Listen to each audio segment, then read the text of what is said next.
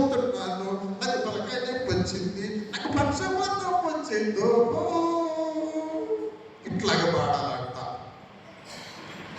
నేను చెప్పింది మీకు అర్థమైందా? కాలు చెయ్యి పడిపోయింది, మాట సరిగా రావటం లేదు, అటు పాడాలంట. ఏమిటి ఈ కీర్తనకి ఏంటంటే మహాలతోళ్ళ ఎన్నోద్దు. ఈ కీర్తనలన్నింటిలో ఎంత విచారమైన కీర్తన ఒకటి లేదంట బైబిల్ గ్రంథంలో. సమాధిలోకి దిగిపోయేలాగా, నరకానికి వెళ్ళిపోయేలాగా ఎన్ని శ్రమలలో ఇలా పాడాలంట, ఇలా నాట్యం చేయాలంట. హల్లెలూయా, హల్లెలూయా, దేవుడిని స్తుతించాలంట. యోబు గ్రంథం 3వ అధ్యాయము 1వ వచనం నుంచి 3వ వచనాలు ఒకసారి చూడండి. యోబు గారు పాప ఆయన ఏం తప్పు చేశాడు, ఏం పాపం చేశాడు, ఏంటండి ఆ బాధలు? అసలు చాలా ధనవంతుడు ఊజు దేశంలో, అంత ధనవంతుడికి అన్ని శ్రమలు ఎందుకు ఇచ్చాడు దేవుడు? చూడమ్మా, యోబు గ్రంథం 3వ అధ్యాయం 3వ వచనం సహాయం చేస్తున్నారు అమ్మా.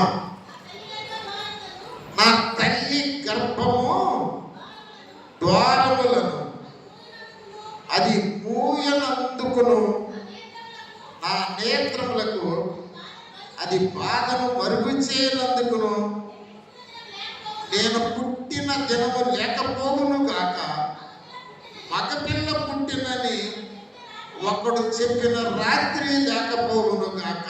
చాలండి, చాలండి. యోగు గారు అంటున్నాడండి, అయ్యో నా తల్లి నన్ను పుట్టకుండా గర్భం మూయబడితే ఎంత బాగుండేది, నేను పుట్టినప్పుడు నాకు మగబిడ్డ పుట్టాడని సంతోషంతో చెప్పుకునేకుండా రోజు నాకు లేకుండా ఉంటే ఎంత బాగుండేది. పిల్లలందరూ ఒక్కరోజు చచ్చిపోయారు, 10 మంది పిల్లలు, ఆస్తంతా దోసుకెళ్ళిపోయారు. నాయనో ఇంక ఏముంది నా జీవితానికి, మొత్తం పోయింది. కానీ ఆయన అంటాడు, యెహోవా ఇచ్చెను, యెహోవా తీసుకొని పోయిన ఆయన నామానికి మహిమ కలుగునుగా అంటాడండి. సైతానుడు వస్తాడు, పిలుస్తాడు దేవుడే, సైతానా నా బిడ్డ తిడతాడని చెప్పావు కదా, నన్ను స్తుతిస్తున్నాడు చూడు అంటాడు. అప్పుడు సైతాన్ అంటాడు, ప్రభువా ఆరోగ్యం బాగానే ఉందిగా, ఆరోగ్యాన్ని కూడా నువ్వు పొందితే అప్పుడు నిన్ను తిడతాడని చెప్తాడు. మనకి తెలియకుండానే మన మీద దేవుడు సాతానుడు పందెం వేసుకుంటాడు. మీకు తెలుసా? కొంచెం శ్రమ పెట్టు, వీళ్ళని వదిలిపెట్టిపోతారు.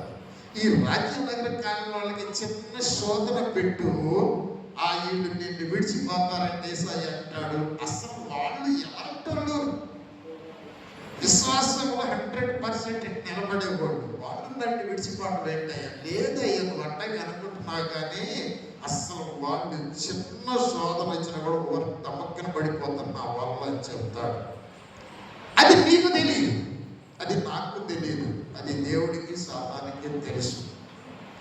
మరేంటి మానవ జీవితంలో శ్రమలు శోధనలు మనము ఆయన రూపంలోనికి మారటానికి అవి ఒక సాధన.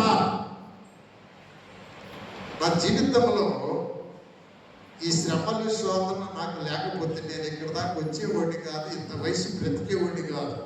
నేను బ్రతకటానికి శ్రమలు శోధనలే కారణం, నన్ను ఒత్తిన ఒత్తిళ్లే కారణం నేను ఇలా బ్రతకటానికి. నేను బాగా శ్రమలు అనుభవించాను, మరణపు దగ్గరికి వెళ్ళాను, 3 నెలలు పిచ్చోడిగా బ్రతికాను, ఇక బ్రతకలేదని ఉరేస్తూ పోయాను.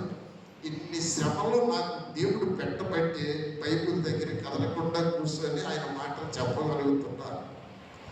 ప్రతి వ్యక్తి విషయంలో దేవుడికి ఒక ప్రణాళిక ఉంటుంది. నీవు పుట్టిన రోజే ఈ ప్రణాళికను రాస్తాడు దేవుడు. నేను నా తల్లి గర్భంలో నుంచి పుట్టి ఒక్క దినమైనా కాకముందే నా జీవితంలోని నా సమస్త ముగింపు వరకు నీ గ్రంథంలో రాసి ఉంచేవంటాడు కీర్తనకారుడు. నేను ఎప్పుడు ఏ విధంగా బ్రతకాలి, ఎప్పుడు మారాలి, ఎప్పుడు దేవుని చేతుల్లో వాడబడాలి అనేది ఆయన ముందుగానే రాసి ఉంచుతాడంట. అయితే సాతాను ఏం చేస్తాడంటే ఆ మార్గంలోనికి వెళ్లకుండా నిన్ను తప్పించడానికి వాడు నిన్ను శోధిస్తూ ఉంటాడు. హల్లెలూయా. దేవుడు శోధించాడు. దేవుడు ఏం చేస్తాడంటే పరిశోధిస్తాడు అని ఉంటుంది. శోధనకు పరిశోధనకు తేడా ఉంది. యాకోబు పత్రికలో అంటాడండి, దయచేసి ఆ మాటను చూడండి. యాకోబు పత్రిక 1వ అధ్యాయములో 13వ వచనములో దేవుడు ఆ కీడు విషయమై శోధింపనేరడు, ఆయన ఎవరిని శోధింపడు కనుక ఎవడైనను శోధించబడినప్పుడు దేవుని చేత శోధించబడుతున్నానని అనకూడదు. చాలండి. ఎవరు శోధిస్తారంటే సాతానుడు శోధిస్తాడు, నిన్ను శోధిస్తాడు. ఎలాగంటే ఇప్పుడు ఏంటి చాటింగ్లు అయ్యా, ఇజ్రాయెల్ గారు అయ్యి చాటింగ్లు అంటాం. చాటింగ్ చేసినప్పుడు అవతల వాళ్ళు కూడా నాకు తెలియదులేండి, నాకు ఈ చాటింగ్ తెలీదు, వాళ్ళు కూడా చాటింగ్ చేస్తారంట. ఈ చాటింగ్లోనే లవ్ చేసుకుంటారంట. అసలు ఎంత టెక్నాలజీ వచ్చేసి సాధారణ శోధించటము. భార్య బిడ్డలు వదిలిపెట్టి మళ్ళీ వాళ్ళిద్దరు పెళ్లిళ్ళు చేసుకుంటారంట ఈ చాటింగ్ ద్వారా. ఇలాంటి వార్తలు ఎట్లా ఉంటే నాయన చాలా ఘోరంగా విచిత్రం కనపడతా ఉంటాయి. ఏంటిది? శోధనలు కదండి, శోధనలు కదా. ఇలాంటి శోధనల్లో చాటింగ్లతో సెల్లల్లో వ్యర్థమైన దృశ్యాలు చూసుకుంటూ నీ కాలమంతా గడపటానికి దేవుడు నిన్ను పుట్టించలా, నన్ను పుట్టించలా. ఆయనకు ఒక ప్రణాళిక ఉంది. నువ్వు ఈ మార్గంలో నడవాలి, నువ్వు పలాని వ్యక్తిని వివాహం చేసుకోవాలి, ఎంతమంది బిడ్డలను కనాలి, నీ సంసార జీవితం ఈ క్రమంలో నడవాలి, నీ బిడ్డలు వీళ్ళు కావాలి, నీ ద్వారా కొన్ని ఆత్మలు నా దగ్గరికి రావాలి, నీవు నా రూపంలోనికి మారి నా మార్గంలో నడవాలి. ఇలా నడవనప్పుడు నీ జీవితం ముందు కొనసాగించము అని అంటాడు. మనం నోవహు దినాల్లో చూస్తాము. ఒకసారి ఆదికాండం 6వ అధ్యాయం కూడా చూస్తే ఒకసారి చూడండి. ఆదికాండము 6వ అధ్యాయములో చూడండి 12వ వచనం. దేవుడు భూలోకమును చూసినప్పుడు అది చెడిపోయి ఉండేది. భూమి మీద సమస్త శరీరం తమ మార్గములు చెరిపి వేసుకొని ఉండేది. చాలమ్మా, చాలు.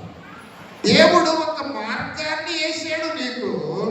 ఈ మనుషులు ఆ మార్గాన్ని చెరిపి కొత్త మార్గాల్లో శోధనలో పడి వెళ్ళిపోతా ఉన్నారు.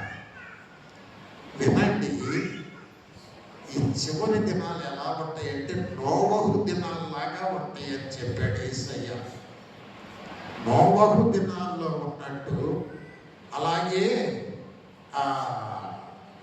లోతు దినాల్లో ఉన్నట్టుగా కూడా నా రాక దినాల్లో ఉంటాయి అని చెప్పాడు. అందుకనే ఈ చాటింగ్లు, ఇది వ్యర్థత, ఈ యొక్క భ్రష్టత్వం అంతా కూడాను లోతు దినాల్లో లాగా జరగాలి, నోవహు దినాల్లోగా జరగాలి. జరుగుతుందా లేదా? ఖచ్చితంగా జరుగుతుంది. ఇప్పుడు మనము ఏం తెలుసుకోవాలి? నోవహు దినాల్లో ఏం జరిగింది? జలప్రళయంలో అందరూ చచ్చిపోయారు. లోతు దినాల్లో ఏం జరిగింది? అగ్ని గంధకముల్లో అందరూ కాలిపోయారు. కానీ వాళ్ళకి కృప లేదు. నీకు నాకు దేవుడు తన కుమారుడిని ఇచ్చాడు. హల్లెలూయా. మరి మనమందరం ఆయన రూపంలోనికి మారాలి. దేవుడు మనల్ని ఏం చేస్తే మనం మారుతాం? హలో, మనము ఆయనలాగా మారాలంటే ఆయన మనల్ని ఏం చెయ్యాలి? తిండి లేకుండా చెయ్యాలి, ఆరోగ్యం లేకుండా చెయ్యాలి, రోగాలు పెట్టాలి, నడవలేక మంచం పట్టాలి. అప్పుడు ప్రభువా క్షమించయ్యా, తప్పు చేశానయ్యా, మాట్లాడి నేను ఇలాగ జీవించానయ్యా అని నువ్వు ఏడ్చి ఒప్పుకొని పశ్చాత్తాపడాలి. అప్పుడు ఆయన రూపంలోనికి వస్తావేమో. నువ్వు మారాలంటే ఇన్ని మార్గాలు ఉన్నాయి. దీన్ని ఏమంటారంటే కొలిమి అంటారు. ఏంటది? కొలిమి. ఒక ఇనప ముక్క మన చేతిలో ఒక కక్కులు కొడవలుగా వాడబడాలి అంటే ఏం చేయాలయ్యా అంటే ఆ ముక్కను తీసుకెళ్ళి కొలిమిలో పెట్టాలి. చల్లగా ఉంటుందా ఏసీలాగా కొలిమి ఏమన్నా? ఏమండి, ఆ బుగ్గులేసి మంట పెడతా ఉంటే ఆ ఇనప ముక్కను అందులో వేసి ఎర్రగా కాలుతారు. ఆ ఇనప ముక్క నన్ను కాల్చబాకయ్యా, నేను తట్టుకోలేకపోతున్నాను అని అంటే కుదరదమ్మా, నువ్వు కొడవలి కావాలి, నేను కోత కోసుకోవాలి నా పంటను. సరే కాలిందని వదిలేస్తాడా? దాన్ని తీసుకొచ్చి ఒక బద్ది మీద పెట్టి సుఖితే కొడతాడు కొడతాడు కొడతాడు. అబ్బో నెప్పుడుతుందయ్యంటే వదిలేస్తాడా? తర్వాత మళ్ళీ కోస్తాడు, మళ్ళీ కాలుస్తాడు, ఎంత చేసి మళ్ళీ సర్ర నీళ్ళలో పెడతాడు. నువ్వు ఒక దేవుని చేతిలో ఒక పనిమట్టుగా మార్చబడాలంటే నీకు ఒక కొలిమి అవసరమేమో, నీకొక రోగం అవసరమేమో, నీకొక అప్పులు సమస్యలు అవసరమేమో. ఇలాంటి సమస్యల్లో దేవుడిని దూషించుకుంటూ కూర్చున్నారు ఇశ్రాయేలీయులు. అందుకని వాళ్ళకు కొలిమి ఎక్కువ చేశారు. ఈ మహాలతో ఏమంటే మహాలతో లయన్నోతు అనే శ్రమలో సంతోషించే అనుభవంలోనికి రాగలిగితే దేవుడు ఆనందిస్తాడు. హల్లెలూయా, హల్లెలూయా. శ్రమలలో సిలువలో నీ రూపు నలిగినదా, శ్రమలలో సిలువలో నీ రూపు నలిగినదా, శిలనైనా నన్ను నీవలే మార్చుటగా, శిల్పకారుడా నా యేసయ్యా, శిల్పకారుడా నా యేసయ్యా, మలుచుచుంటివా నీ పోలికగా, మలుచుచుంటివా నీ పోలికగా, ఇంతగా నన్ను ప్రేమించినది నీ రూపము నాలో రూపించుటగా, ఇది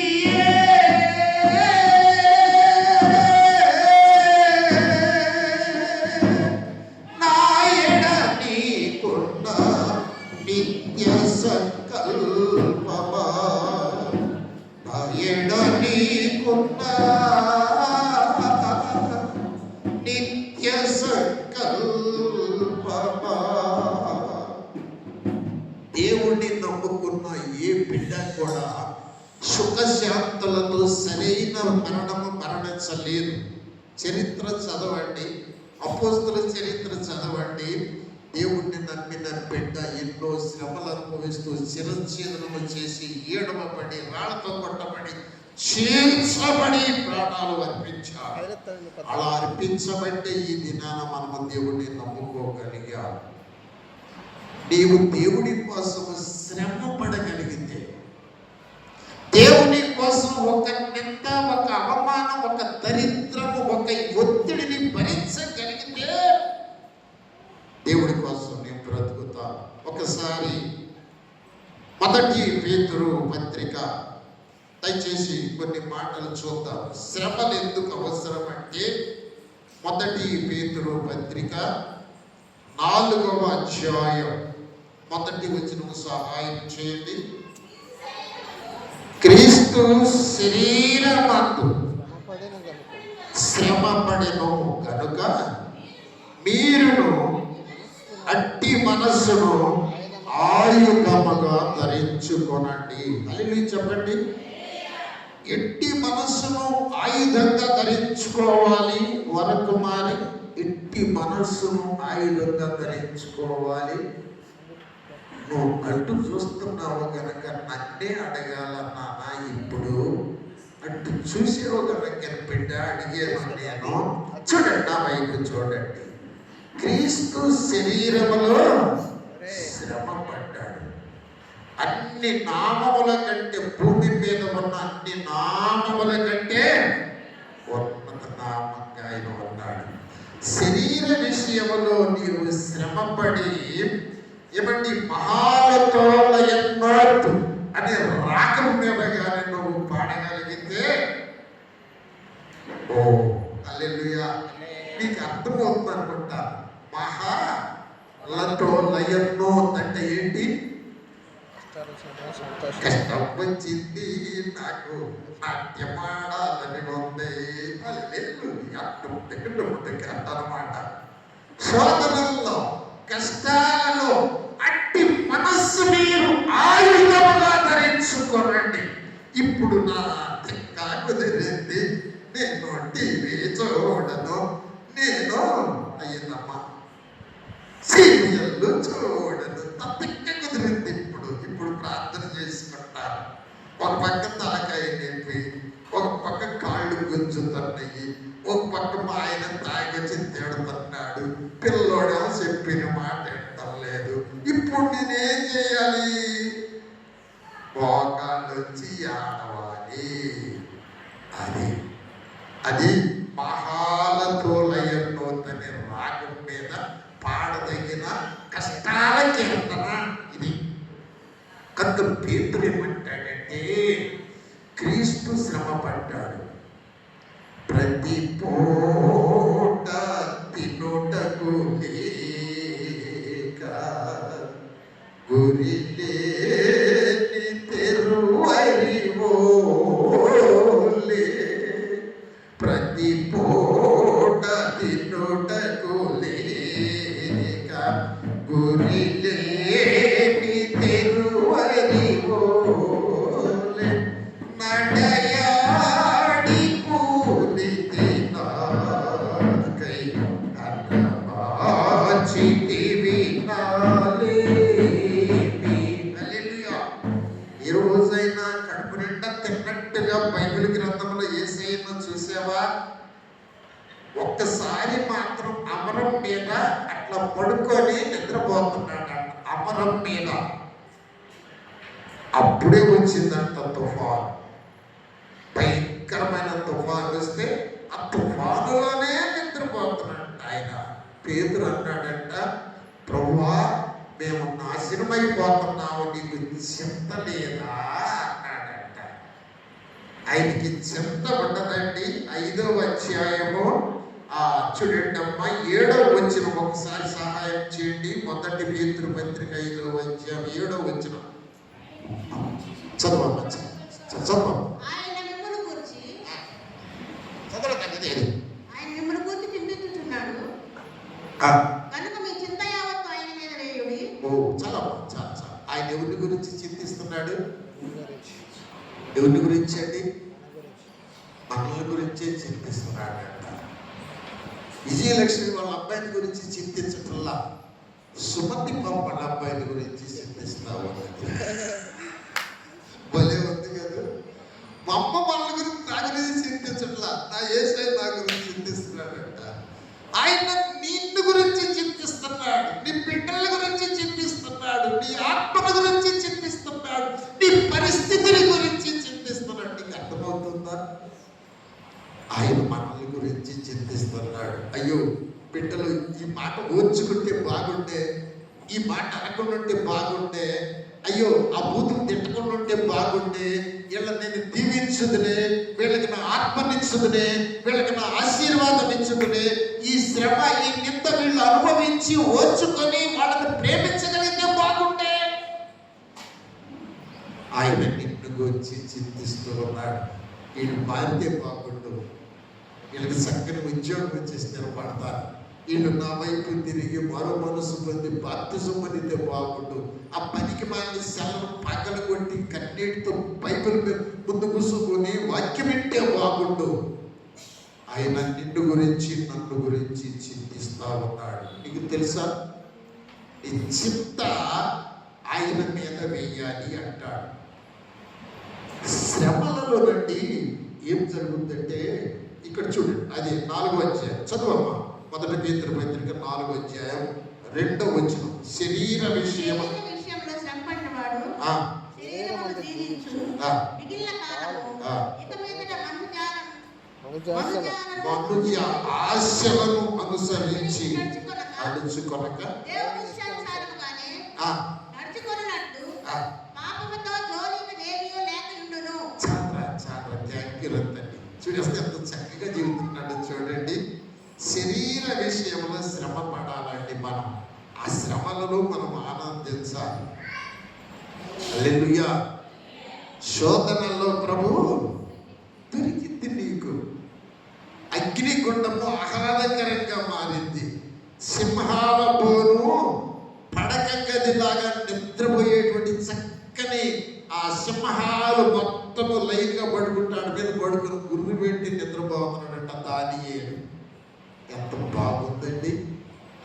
మరే అగ్నిగుండంలో పడేశారంట షడ్రకు మిషకు అభ్యర్థులకు.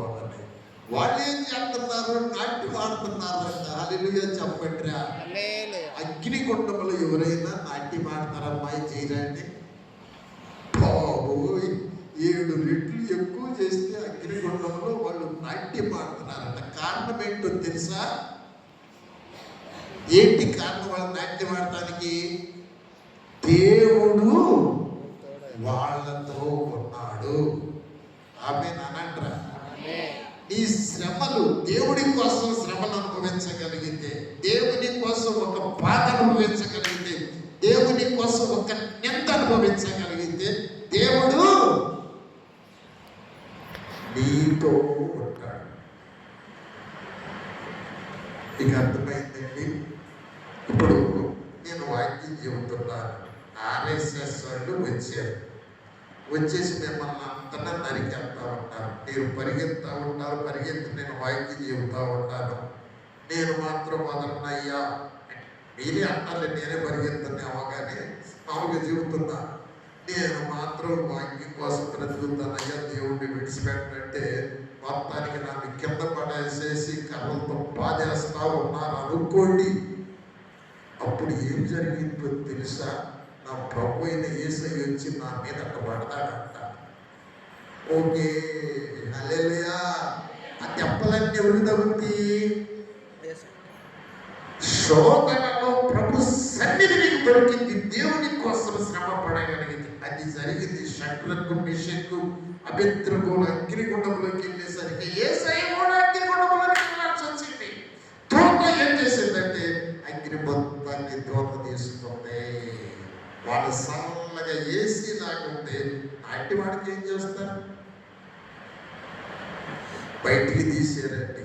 రాజుగారు బయటికి తీసిన తర్వాత ఒకవేళ అయ్యా షడ్రకు మిషకు అభ్యర్థులు వల్లారా, నీకు బయట బాగుందా అగ్నిగుండంలో బాగుందా అంటే వాళ్ళు ఏమంటారు? ఏమాయి వరకుమారు ఏమంటారు? అగ్నిగుండంలోనే బాగుందయ్యా, ఎందుకంటే అక్కడ మాకు దేవుడు ఉంటాడు. బయటకెళ్తే మళ్ళీ దేవుడు మాకు లేడు. ఈ శ్రమలలో దేవుడు నీతో ఉంటాడు తెలుసా? అందుకు నాట్యమాడాలి. నీ బాధల్లో దేవుడు నీతో ఉంటాడు. నీ వ్యాధిలో దేవుడు నీతో ఉంటాడు. నీ సమస్యల్లో అవమానాల్లో పడకలో దేవుడు నీతో ఉంటాడు. కనుక సంతోషించాలి.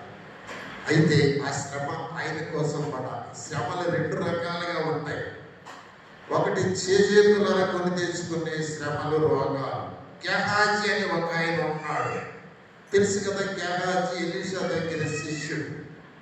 ఎలీషా అంటాడు, నీ వెండి వద్దు, నీ బంగారం వద్దు అంటాడు సిరియా సైన్యాధిపతి నయమానుతో. అయితే మెదలకుండా ఈ గెహాజీ అంటాడు, నా యజమానుడికి మనస్సు లేదు, నేను వెళ్ళి తెచ్చుకుంటానని వెళ్ళి, అయ్యయ్యా ఇందాక ఏదో గబాన్ అన్నాడు మా గురువు గారు, ఇప్పుడు బంధువులు వచ్చారు తెమ్మన్నాడు అని చెప్పి తీసుకున్నాడు. బంగారం, వెండి, చీనామరలు మొత్తం తీసుకొచ్చి ఇంట్లో దాచి పెట్టుకొని వచ్చి మెదలకుండా ఏలియా ముందు నిలబడ్డాడు. ఏలి అంటున్నాడు, గెహాజీ ఎక్కడికి వెళ్ళావు అంటున్నాడు. నేను ఎక్కడికి వెళ్ళలేదు అయ్యా అంటున్నాడు. చూడండి, తప్పు చేసినాడు మళ్ళీ అబద్ధం ఆడతాడు. ఎక్కడికి వెళ్ళలేదా? నీవు వెళ్ళి అవన్నీ తెచ్చుకునేటప్పుడు నా మనస్సు నీతో రాలేనా గెహాజీ? ఓ హల్లెలూయా. నీవు తప్పు చేసేటప్పుడు, దేవునికి విరోధంగా బ్రతికేటప్పుడు దేవుని మనస్సు నీతో కూడా వస్తుంది. నిన్ను గురించి చింతిస్తా ఉంటాడు ఆయన.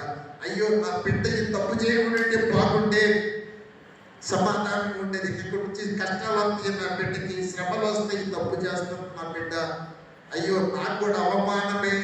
ఆయన నిన్ను గురించి చింతిస్తూ ఉంటాడు. ఏమండి గెహాజీతో ఎలీషా అంటాడు, ఆ నయమాను విడిచిపెట్టిన కుష్టు నీకు నీ సంతానానికి నీ తరతరాలకి వస్తుంది. ఇది శిక్ష. చేతులను తెచ్చుకునే శిక్షలు ఉంటాయి మన బ్రతుకులో. దేవుడు పరిశోధించి దీవించే శిక్షలు ఉంటాయి మన బ్రతుకులో. అబ్రహామును పరిశోధించను, నీ కుమారుని తీసుకొచ్చి మోరియా పర్వతం మీద బలి అర్పించు అంటాడు. ఆదికాండం 22వ అధ్యాయం ఒకసారి చూడండి. ఎందుకు ఇంత కఠినమైన పరిశోధన అంటే ప్రియులారా, అబ్రహాము సంతానాన్ని దేవుడు దీవించాలి. ఈ పరిశోధనలో నిలబడితే దేవుడు అబ్రహాము సంతానాన్ని దీవించాలి. 22వ అధ్యాయం ఆదికాండం 1వ వచనం సహాయం చేయండి. ఆ సంగతులు జరిగిన తర్వాత దేవుడు పరిశోధించాడు. ఇది గుర్తుపెట్టుకోవాలి. శోధన కాదు, దేవుడు పరిశోధిస్తాడు. అంటే పరీక్ష, టెస్టింగ్. నిలబడతావా, జారిపోతావా? నిలబడితే నిన్ను దీవించాలని, నిలబడితే నీ బిడ్డలను ఆశీర్వదించాలని, నిలబడితే నీకు ఉన్నతమైనటువంటి కిరీటం ఇవ్వాలని దేవుడు పరిశోధిస్తాడు. చదువమ్మా.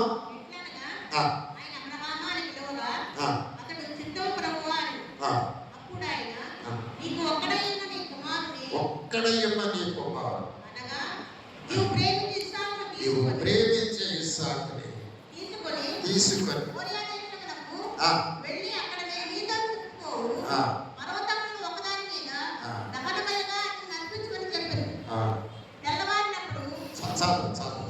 హల్లెలూయా చెప్పేడే కాదండి.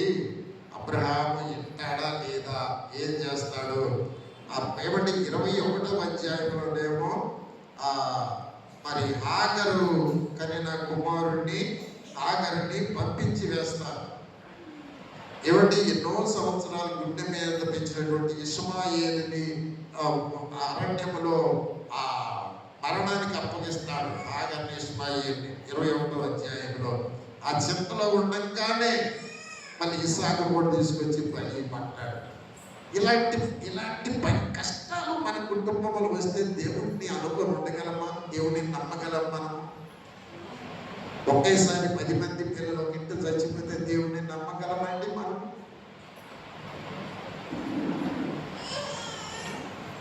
మనకి కష్టాలలో దేవుడిని నమ్మితేనే దేవుడు మనల్ని దీవిస్తాడు. కష్టాలు ఎందుకు పెట్టేటంటే నన్ను పరీక్షించడానికి, నన్ను దీవించడానికి. చూడండి ఒక మాట చదవమ్మ. 22వ అధ్యాయంలో 12వ వచనం. అప్పుడు ఆయన చిన్నవాని మీద చెయ్యి వేయకము, అతను ఏమీ చేయకు, ఒక్కడై ఉన్నాడు. నీ కుమారుని నాకు వీయటానికి వినదీయలేదు కనుక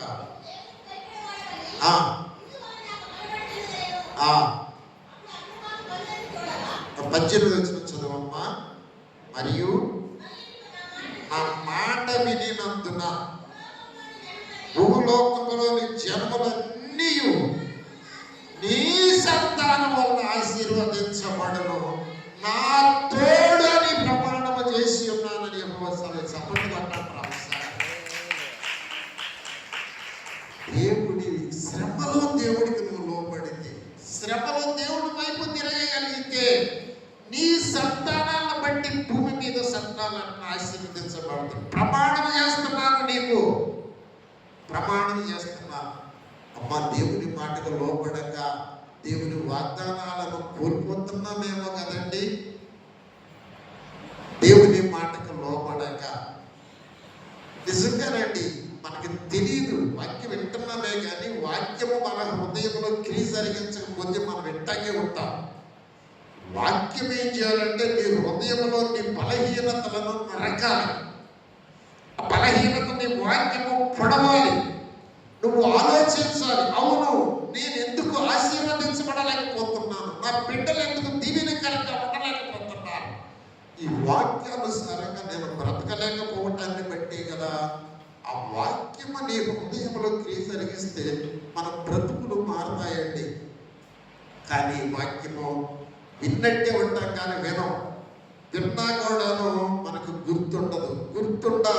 ఆ వాక్యానికి మనం లోపడం, బయటికి వెళ్ళగానే వాక్యం వెళ్ళిపోద్ది. మన బ్రతుకులు మామూలుగానే ఉంటాయి.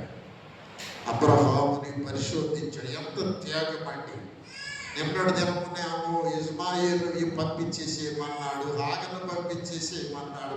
ఇయ్యాలేమో ఇదిగో 90 సంవత్సరంలో ఇచ్చిన ఈ బిడ్డను నేను ఎలాగో ప్రేమతో పెంచుకుంటూ ఇటు ఉండాలి అనుకుంటే ఆయన్ని కూడా తీసుకొచ్చి నరికి కాల్చి బలియమంటున్నాడు దేవుడు.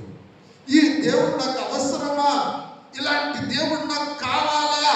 దేవుడా నీకు నాకు సంబంధం లేదని తిరిగి వెళ్ళకపోవలసిన అబ్రహాము చివరి వరకు నిలబడ్డాడండి. అప్పుడు ఆశీర్వాదం, వాగ్దానం, ఎంత అద్భుతమైన వాగ్దానం అండి. నీవు నా మాట వినినందున, ఆయన మాట వినగలిగితే ఎంత బాగుంటుందండి. రానివ్వండి దరిద్రం, రానివ్వండి నష్టం, జరగనివ్వండి జరిగేదేదో. ఎన్నాళ్ళు బ్రతుకుతాం ఈ భూమి మీద? 70 సంవత్సరాలు అధిక బలం అంటే ఆయాసంతో దుఃఖంతో ఒక 10 ఏళ్ళు ఎక్స్ట్రా అప్పటికే కదా. ఇంత మాత్రానికి దేవుడి మాట వినకుండా మనం తెచ్చుకునేది ఏముంది? మనం సాధించేది ఏముంది కదండి? ఒకసారి ఆలోచించండి. నువ్వు నా మాట వినిన ఎడల ఏమంటాడంటే అక్కడ భూలోకములోని జనులన్నీ నీ సంతానం వలన ఆశీర్వదించబడు. ఓ దేవునికి స్తోత్రం. మనము అబ్రహాము సంతానం అని మీకు తెలుసా?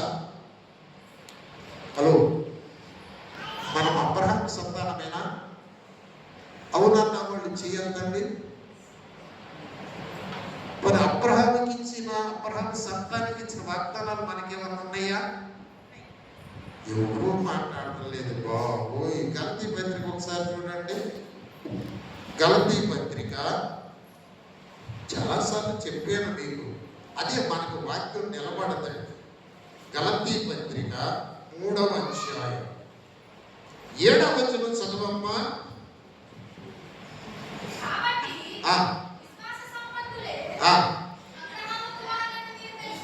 అక్కడ ఆగమ్మా. ఎవరంటే అబ్రహాం కుమారులు? మనం విశ్వాస సంబంధులమా, పిశాచి సంబంధులమా? అమ్మా ఏదో అన్నారు మొత్తాన్ని. విశ్వాసి సంబంధులు ఆత్మానుసారముగా బ్రతుకుతారు, పిశాచి సంబంధులు శరీరానుసారముగా బ్రతుకుతారు. శరీరానుసారమైన మనస్సు మరణం, ఆత్మానుసారమైన మనస్సు జీవము, సమాధానమై ఉన్నది. అబ్రహాము కుమారులు విశ్వాస సంబంధులు. ఓ హల్లెలూయా, హల్లెలూయా. 8వ వచనం కూడా చదవమ్మా. దేవుడు విశ్వాస మూలముగా అన్యజనులను నీతిమంతులుగా తీర్చునని లేఖనము ముందుగా చూసి అబ్రహామునందు అన్యజనులందరూ ఆశీర్వదించబడుదురని అబ్రహామునకు సువార్తను ముందుగా ప్రకటించును. కాబట్టి విశ్వాస సంబంధులే విశ్వాసము గల అబ్రహాముతో కూడా ఆశీర్వదింపబడుదురు. హల్లెలూయా. ఆశీర్వదించము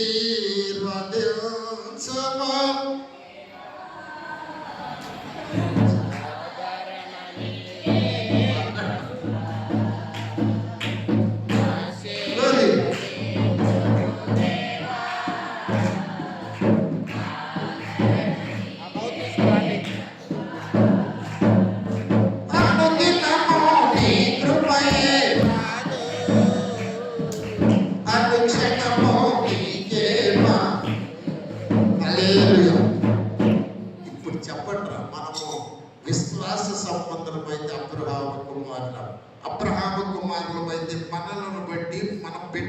బట్టి ఈ లోకం అంతా కూడా ఆశీర్వదించబడాలి. నువ్వు ఆశీర్వదిస్తే ఎవడైనా ఆశీర్వదించబడతాడు, నిన్ను దూషిస్తే వాడు శపించబడతాడు. హల్లెలూయా. అబ్రహాం ఆశీర్వాదం అని నీ నోట ఇజ్రాయేల్ గారు యువర్ బ్లెస్డ్ పర్సన్, దేవుడు నిన్ను దీవిస్తున్నాడు, యేసు నామమున నిన్ను ఆశీర్వదిస్తూ ఉన్నాడు. ఆశీర్వదించబడాల్సిందే. ఇక్కడ ఒకసారి ఆదికాండం 12వ అధ్యాయం 3వ వచనం చదువమ్మా. నిన్ను ఆశీర్వదించు వారిని ఆశీర్వదించుదును, నిన్ను దూషించు వారిని శపించుదును. అమ్మమ్మ ఈ బలజను భూమి యొక్క అంటే భూమి మీద ఎన్ని వంశాలు ఉన్నాయో, ఎన్నింటి పేర్లు ఉన్నాయో, ఎన్ని గోత్రాలు ఉన్నాయో, ఎన్ని తెగలు ఉన్నాయో, భూమి మీద పుట్టిన ప్రతి సకల వంశములు చదవరా అక్కడ ఆయన బాబు ఏంటంటే ఇది భూమి మీద పుట్టే ప్రతి వ్యక్తి ఒక్క వ్యక్తి ద్వారా ఆశీర్వాదం పొందాలంట. ఎందుకో తెలుసా? అబ్రహాము దేవుని మాట విన్నాడు. అన్నీ పోయినా ఏమి లేకపోయినా దేవుడు ఏది చెబితే అదే, నరకమంటే నరకటం, పారాయమంటే పారాయటం, లేదంటే లేకుండా కూసంటే కూర్చోవడం. భూమి యొక్క సమస్త వంశములు నీయందు ఆశీర్వదించబడు. నీవే భూమి మీద ఆశీర్వాదానికి పోవడం. అమ్మా, మనము దేవుని మాట వెనక ఆశీర్వాదాలు కోల్పోతున్నామేమో కదండి. మనము ఆశీర్వాదంగా ఉండకపోవటానికి దేవుని మాట వినకపోవటమేమోనే కదా. అంతేనంటారా? ఇంకేమైనా ఉందా? ఏమ్మా, అంతేనా? దేవుని మాట వినకపోబట్టి, లేదా మనం సంపాదించుకోవటం శాతగా అంటారా కదండి. దేవుని మాట పెట్టి అబ్రహాముకి ఇచ్చిన ఆశీర్వాదం, అబ్రహాము బిడ్డలకి ఇచ్చిన, ఎవరి ఇజ్రాయేల్ దేశం అంటే ఎవరి మాట వినకపోతే వాళ్ళంటే లోకం గజగజ వరుకుంది. చిన్న మన రాష్ట్రం అంత ఉంటుందేమో ఇజ్రాయేల్. ఎవ్వరు వాడుతుంటలేదు. బ్లెస్సింగ్ అంటే అది బ్లెస్సింగ్. దేవుడు నిన్ను నీ బిడ్డను దీవిస్తే ఆ దీవెన తీసేయడానికి ఎవడి వల్ల అవుతుందండి? అలాంటి దీవెన నీవు, నీ బిడ్డలు, నీ కుటుంబం పొందాలంటే నీవేం చేయాలి? దేవుడి మాట అది ఒక్కటేనండి. నువ్వు వినకపోతే వినేటట్టుగా ఆయన చేస్తాడు. అప్పుడన్నా వినాలి. హల్లెలూయా. పవిత్ర నీ చెల్లి పేరు ఇస్తే అది నీకు దీవెనే. అమ్మ ఒక దెబ్బ కొట్టిందంటే, పొత్తులకు దెబ్బ కొట్టాడంటే అది మనకి ఆశీర్వాదమే. లేకపోతే పొత్తులు కొట్టాడని ఇంటికాడ కూర్చొని కొట్ట కాసుకుంటా, రిక్షాలు తగ్గుకుంటా ఏడ్చేవాడు 100 మంది ఉంటారు. కొట్టేళ్ళని బడికెళ్ళి ఉద్యోగస్తులై రాయింటిగా బ్రతికేవాళ్ళు ఉన్నారు. దేవుడు శిక్షించని వ్యక్తి దుర్బీజుడే అంటాడు. హెబ్రీ పత్రిక 12వ అధ్యాయం ఒకసారి 6వ వచనం కూడా చదవండి. క్లోజ్ చేద్దాం. ఒకసారి చదవండి. హెబ్రీ పత్రిక 12వ అధ్యాయంలో 5, 6 ఆయన నిన్ను 5 దగ్గర నుంచి చదవండి. నా కుమారుడు ప్రభువు చేయి శిక్షను తృణీకరించకు, గద్దించినప్పుడు విసగకు.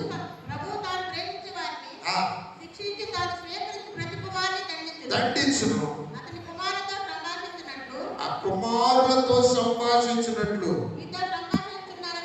మీతో సంభాషించు ఆయన హెచ్చరికను మరచితిరి. ఇంకా చదవమ్మా.